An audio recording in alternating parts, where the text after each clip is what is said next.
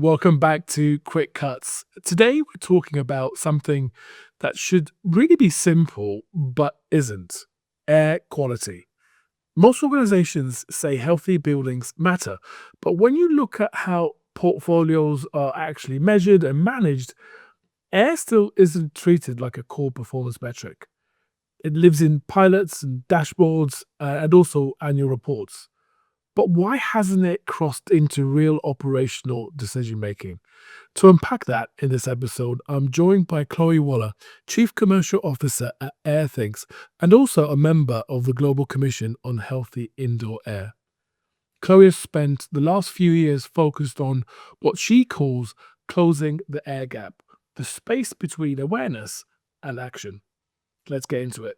Welcome to the Climate Gap Quick Cuts, a podcast for busy people building climate solutions. We spotlight founders, builders, operators, and investors doing the hard work behind real progress. I'm Ben, co-founder of Element 6. We connect climate tech companies with the people who make scale possible. Let's get into it. Chloe, a warm welcome to you. Thank you for joining. For anyone who isn't familiar with your work, can you share an intro and how you came to focus on the relationship between buildings and all the air quality we breathe? Thanks, Ben. Great to be here. I'm the Chief Commercial Officer at Airthings. We are a global leader in indoor air quality monitoring. We work with the largest building occupiers and owners, and we help them install IQ sensors in their space. But the real mission starts after the hardware is in place. The goal is to move our clients past that installation phase to drive strategic outcome through data. I spent the last 2 years obsessed with closing the air gap and making sure that healthy indoor air becomes the norm. And hardware is not enough. That's why I also recently joined the Global Commission on Healthy Indoor Air. And that's an incredible group of leaders across real estate, academia, and public health, all joining forces to establish a global framework for action and develop national blueprints. It's a huge piece of the puzzle that had been missing, and it will allow us to move from awareness to action on a global scale. Yeah. Awesome. Brilliant. Thank you for that intro. So today, in this session, we're going to talk about just that, the air gap. Why air quality is still the most ignored building metric. So let's start with the contradiction at the center of this. Everyone agrees that good air is essential, but structurally we still don't support it, at least from the things that I see. If everyone agrees that good air matters, why is it still ignored in practice? Ben, a huge part of this paradox is driven by fear. Most companies know it is the right thing to do, but they're paralyzed by the what-if scenario. They think there is no regulation yet, so if I monitor the air and I find out it's bad, I've just created a liability for myself. I look bad to leadership. I might be liable for my employees, or my students, or my staff. Yeah. I actually saw the case a few years ago where customers started monitoring their indoor air quality, and they find out it was significantly worse than they had anticipated. And their reaction was not to fix it. It was to stop monitoring. So they chose ignorance as a risk management strategy, and they treated data as a threat.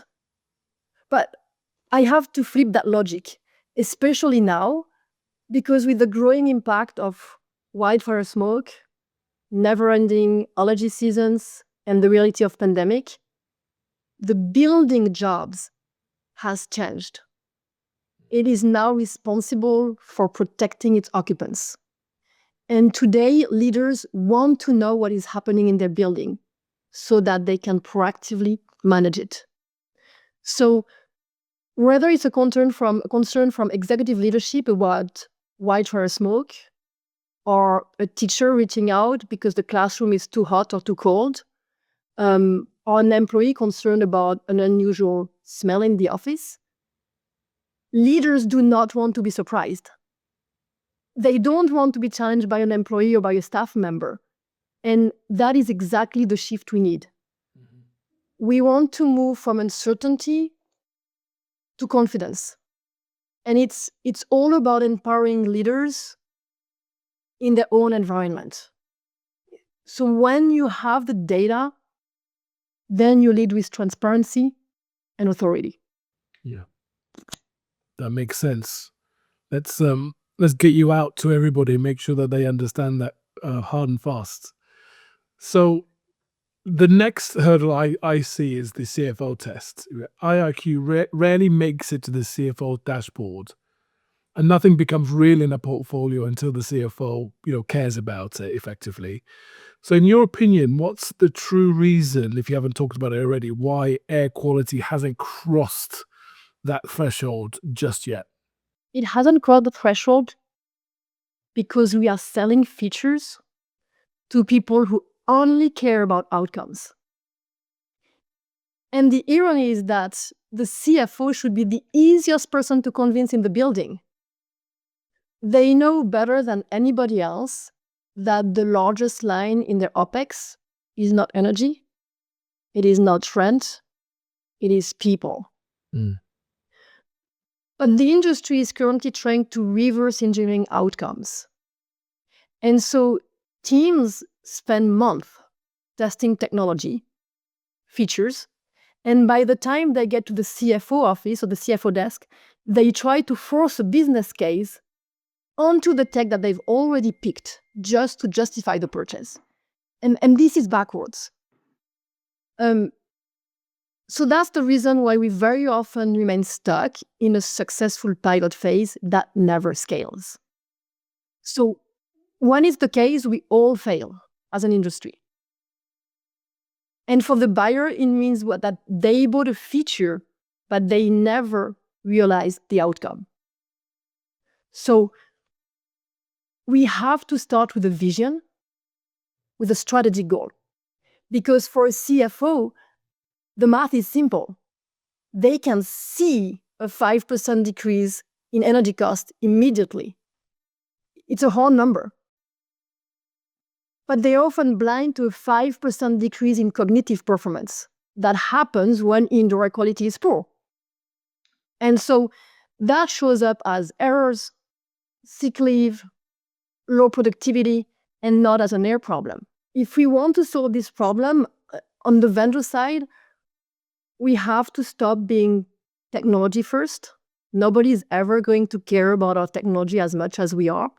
And we need to start asking the right question, which is, how can we optimize your 90%? Now, on the buyer side, the procurement process has to become sophisticated enough so that the buyer can buy human uptime. Because if you buy a widget, you get a widget.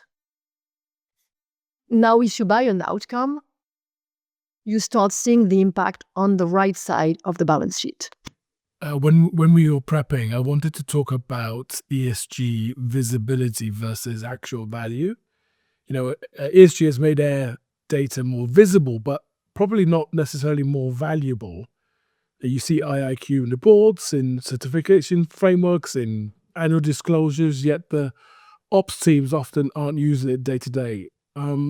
Why did ESG elevate the conversation but not actually change the behavior? Then the reason the behavior hasn't changed is that ESG has created a reporting mandate, but it has not created an operational mandate. So it's made the invisible visible in an annual report, but it hasn't made it actionable.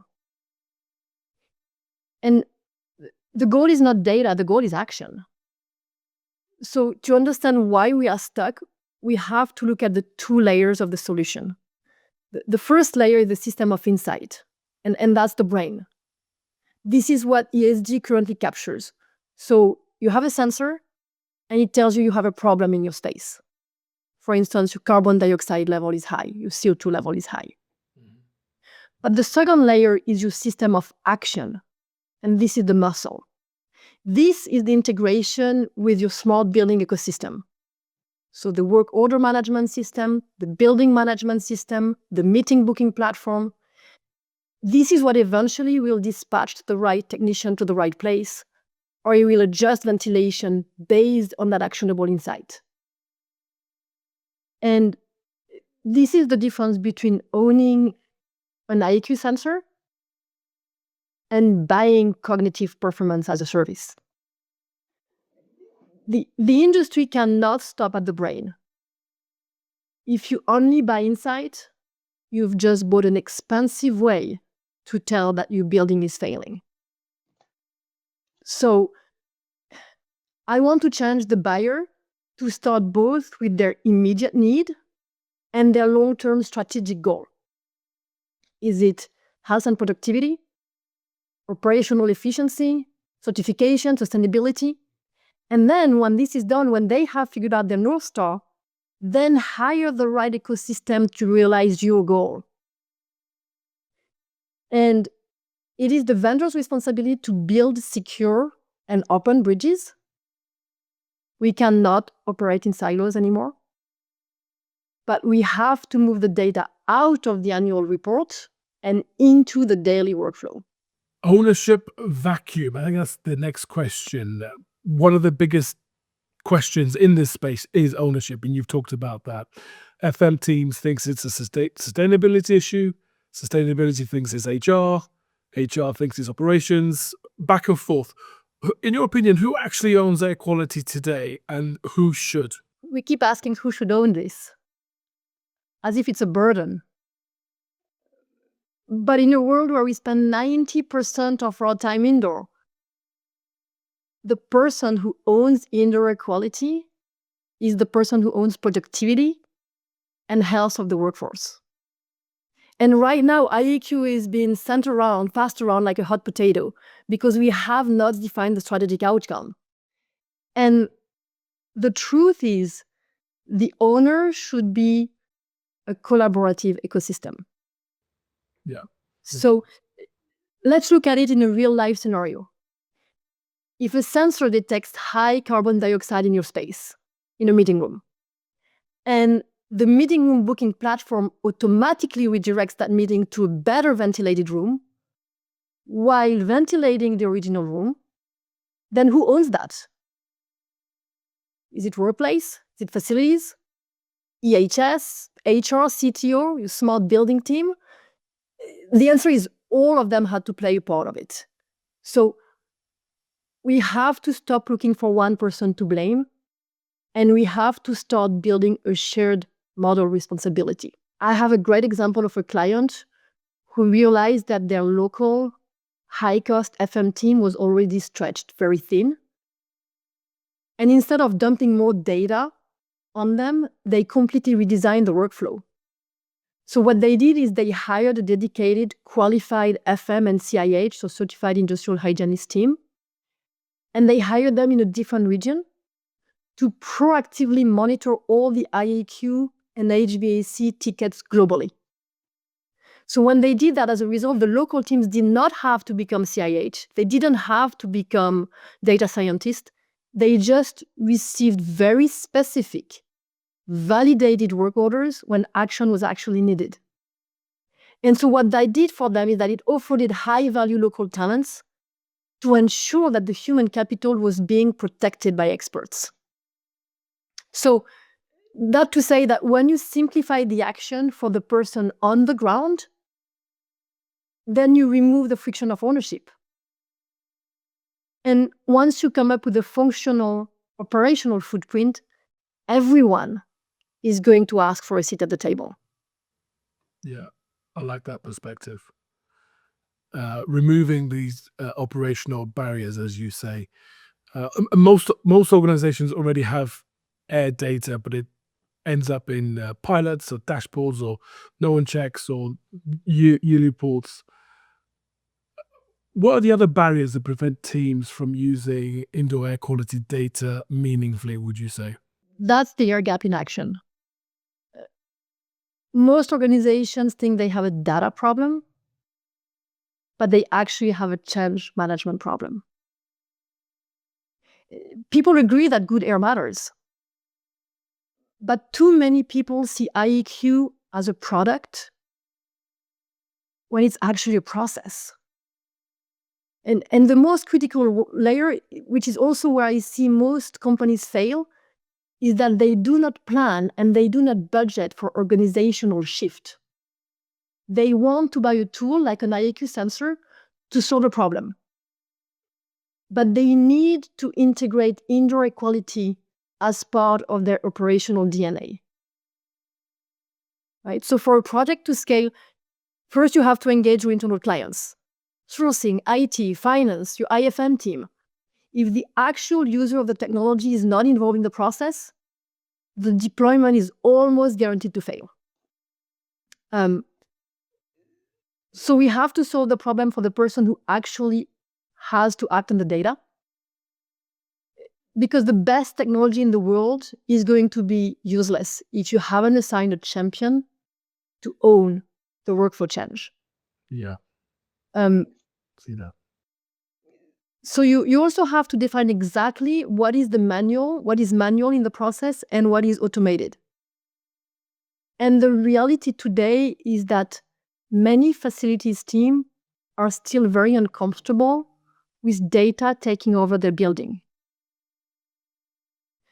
And successful organizations, I see that they don't take shortcuts.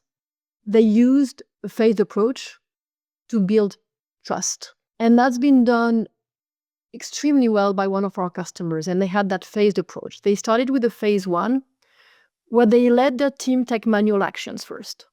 They saw the data, they logged in the data into their work order management system, and then they pushed the button themselves. And that was during several months. Then they went into a phase number 2, which was the audit.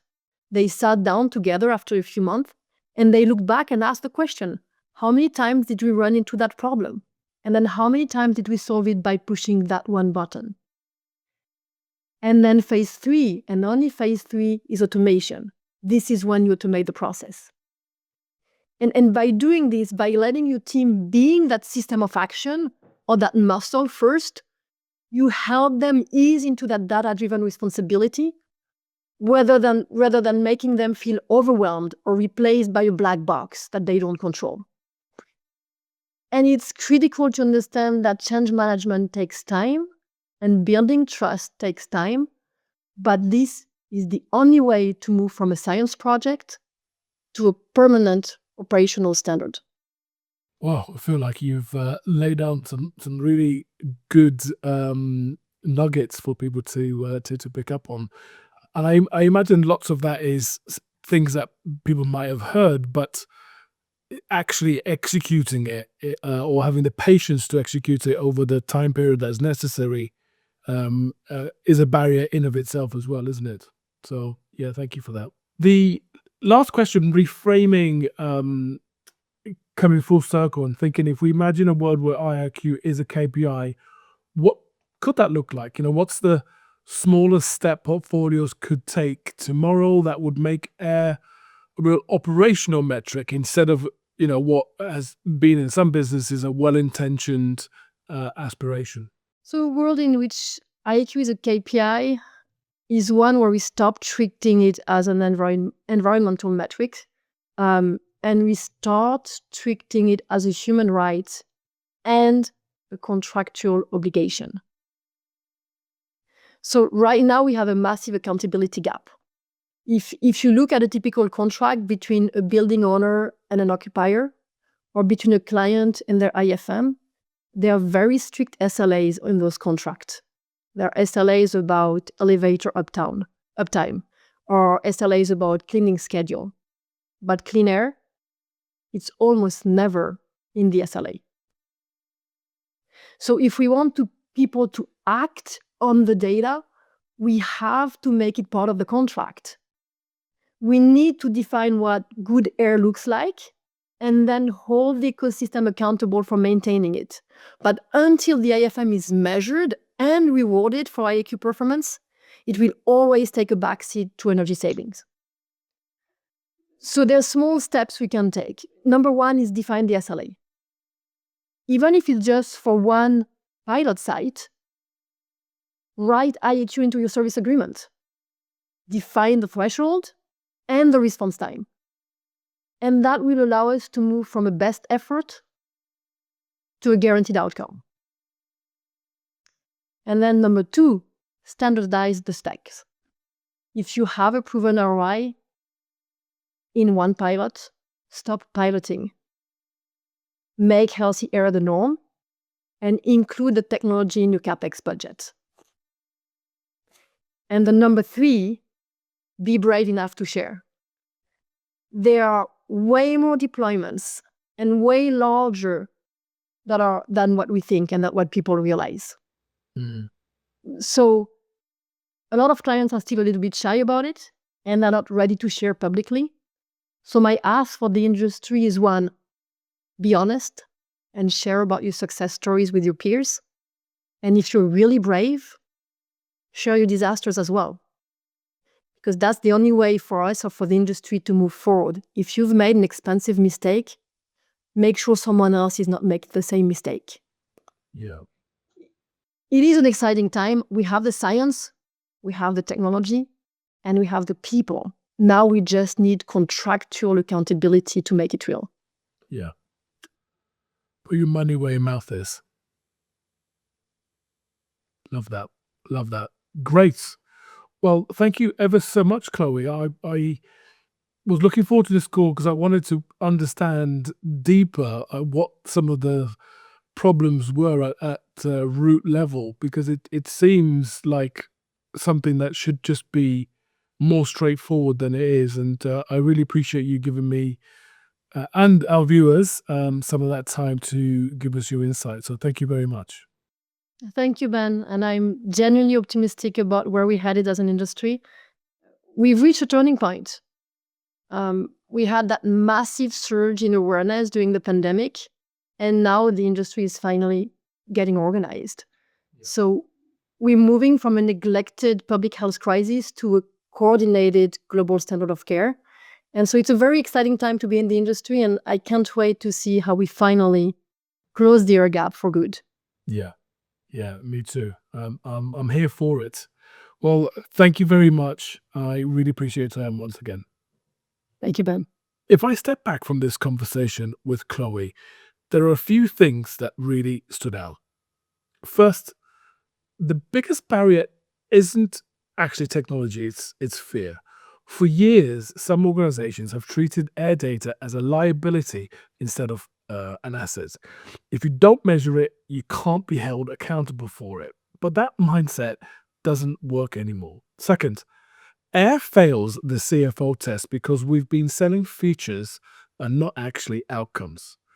Energy savings show up clearly in the spreadsheet. Cognitive performance doesn't. Until we frame IIQ around human uptime and productivity, it won't reach the right dashboard. Third, ESG created reporting, not action. It made Air visible in annual reports, but not embedded in daily workflow.